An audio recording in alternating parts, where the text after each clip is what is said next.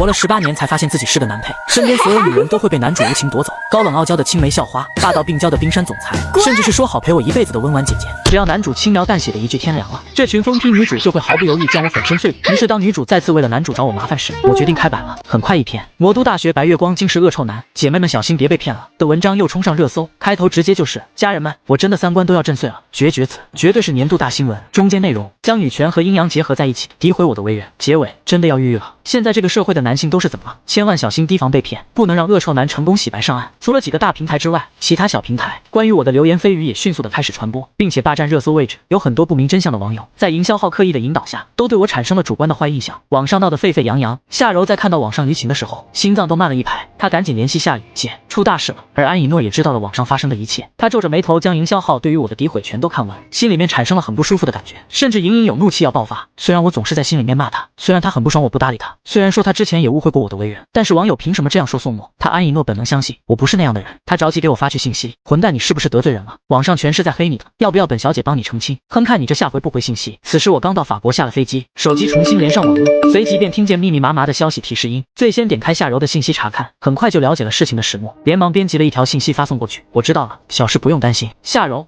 老板你终于回消息了，你确定这是小事吗？他担心我会心情不好从而影响比赛。我回，跳梁小丑而已，我大概知道是谁在后面搞鬼，辛苦你了夏柔，多亏有你啊。夏柔捧着手机高兴地从椅子上蹦了起来，我温和的声音响起，等我回国的时候，请你和夏雪学姐一起吃饭，犒劳感谢一下你们这段时间的付出，我亲自下厨。夏柔内心呐喊起来，恨不得在床上打滚2圈，但还是很矜持地回复了一句好呀。我微微一笑，收起手机。宋婉柔气愤道，肯定是有人在网上黑你，子虚乌有的事情说的这样煞有其事，而且全网都在黑，背后那人应该能量还不小。我知道除了晨曦还能是谁呢？晨曦没有这样的能量，但是他身后的那几个女人却是有。按照时间点来推算，很可能就是冷婉秋那个肥婆吧。我心中冷笑，前世自己帮助冷婉秋变法原因，陪伴着她减肥，不断鼓励，最终让她从250斤瘦到了110斤，在身高175公分，胸前硕果丰盈的情况下，已经是完美身材。她完成了华丽的蜕变，却转身被刺。在我被晨曦身后那几个女人联手打压的时候，毅然反水。虽然说我本意也只是想得到她冷氏集团的支持，但是我自诩相比于找到夏家就抛弃她的晨曦，算得上是对她有恩吧。结果却换来一个恩将仇报。这辈子我倒是要看看，这个肥婆没有我的帮助还能不能瘦下来。以她的那副尊容，就算是想去当晨曦的舔狗，恐怕也没机会吧。两世为人，我丝毫不在意网络上的泼脏水，只专心准备与李斯特大师的见面。等到回国后再慢慢收拾兴风作浪的母夜叉。宋婉柔听到我的心声，心里愤愤不平。弟弟刚在心声里面提到的就是他的仇人吧？这些人真是恶心，明明弟弟什么都没有做，他们却像是狗皮膏药一样粘了上来。我和宋婉柔一起入住了一家带有钢琴的酒店。我本来是想要开2间房，但是宋婉柔却拒绝了。2间房我怎么照顾得到呢？开1间，反正套房里面有足足3个房间，又不是和姐姐睡一起，你避嫌什么？还是要避嫌的吧，不然可能会成为媒体攻击的手段。宋婉柔心里面嘀咕，媒体攻击个屁啊！就算真的攻击，反正又没有血缘关系，这件事听我的。我无奈只好应下，约好的明天去巴黎歌剧院一趟。届时李斯特和他的朋友会来听我演奏一曲，我查看一下钢琴精通熟练度，练到晚上大概就能凑够钢琴大师的水准了。宋婉柔陪着我静静地看着我演奏，熟练度越接近大师级，我便感觉心中生出许多的感悟。钢琴好像成为我身体的一部分，我能轻而易举地借助钢琴表达自己的心情，甚至脱离了那些大师的曲谱，对钢琴的音色和音质有了全新的体会。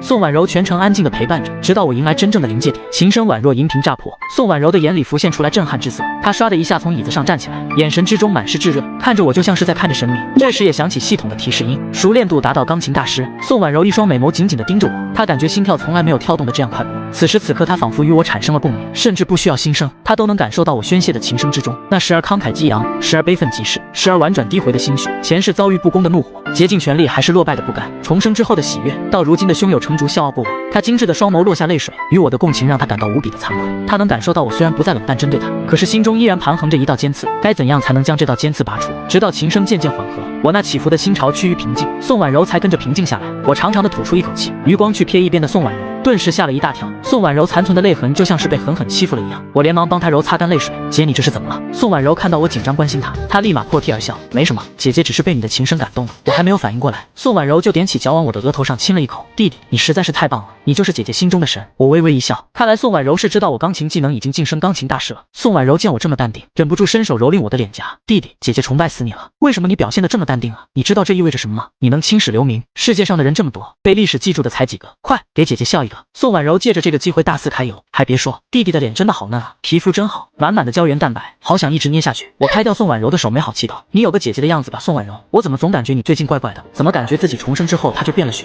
对待自己好像有点过分热情？”宋婉柔心中气恼，姐姐怎么就对你不一样了？明明人家一直很喜欢弟弟，只是以前不好意思嘛，现在不一样了。她作为姐姐主动一点怎么了？